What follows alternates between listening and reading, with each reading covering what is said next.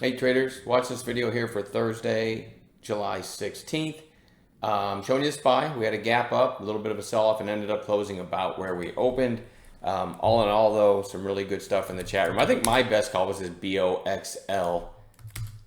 For those of you that didn't make it to chat today, I think it probably looked about like this. It was starting to curl up, and I said at any time today I like it through 2, which is basically right at the red to green with the high of day above on a recent high flyer. Simple as that, right?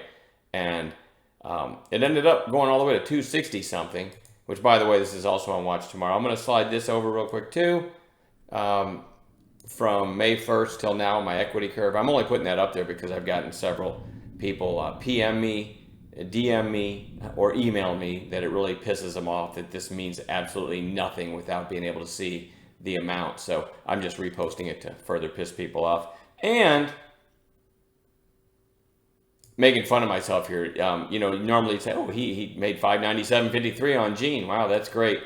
I actually tweeted that to make fun of myself because there's Gene, Gene, and I go to 2-minute candles. I actually called this as a red to green somewhere in here, like after the opening 2-minute candle. And I took it, made 100 or so, and it came back down and I hit out. And then it went on to, I don't know, triple and then some from there. I did catch a couple plays in it later that gave me that total of 500 and something. But still, when a stock goes from under 3 to over 10 and you were long under 3, 590 whatever dollars that was doesn't feel like a win. It feels like a loss. So it's just it's a funny thing about trading. Everything's relative, right? All right, so let's see, what are we watching tomorrow? Let's start with FireEye. Actually, here's the daily. The only reason I'm watching this is I think it could be a gapper in the morning. If you haven't seen it yet, it's amazing. I've never seen anything like it before. On Twitter, try to think of the accounts. Apple, the company, Elon Musk, Bill Gates, and several other just huge names. Their actual Twitter accounts got hacked, and somebody's putting out, hey, send me 1,000 in Bitcoin and I'll send you back 2,000 because I'm feeling generous. And, you know, most of us would just laugh at that and know they've been hacked, but I'll bet you there's some morons out there sending Bitcoin to this fake account. But anyway, they actually hacked some huge accounts. I can't, like I said, I don't have the list of the names in front of me. So anyway, the cybersecurity plays, certainly worth watching. I've just chosen FireEye to watch. Right now it's trading at 1286 and after hours. So, yeah, it's kind of interesting if it breaks through 13 tomorrow. I think this is going to be, you know, huge news when it gets around. I don't know if you can hear thunder in the background. But anyway, so I've chosen FireEye to watch. I suspect it'll be a gapper in the morning. So that's the one gapper, and we'll see. It might not even be gapping. Who knows, right?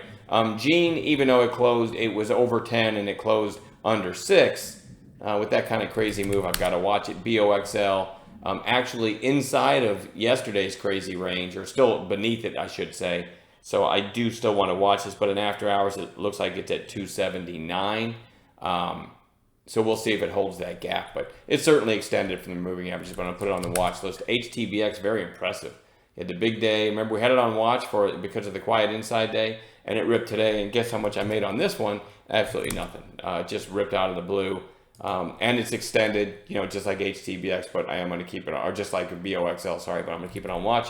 SPAQ, found some support today and closed near its high, so the bounce might continue. You know, this was over 21 a few days ago, so we can keep our eyes on that one. BHAT, nothing really impressive here. It's just kind of trotting along sideways, but a little bit of extra volume today, kind of near, I guess you'd call a mini breakout on the chart. So I want to watch that. IBIO, big breakout today, but closing well off of its highs. AYRO, just some of these EV plays that bounced yesterday, kind of put in, I don't know, quiet days near yesterday's high today. So AYRO is one of them, and Solo is another one. I want to watch both of these. Very, very similar patterns. PDSB, handsome chart here. Big spike here, sideways, and then another big spike with some room to run. I really like this. If it can break today's high, which is 288, if it can break that tomorrow, you know, you got the whole number 3, and then this recent high that occurred on big volume just above at 315. So that's probably my favorite chart going into tomorrow. CPTA, big volume and a fairly strong close. I'm going to watch that. And then BNED had this pop, round trip, but next thing you know, it's kind of right back up again. So I do want to watch this one for a continuation. I'm going to leave it at that. We will find some gappers in the pre-market to add to this. Let's keep the great teamwork going. I'll see everybody in chat tomorrow.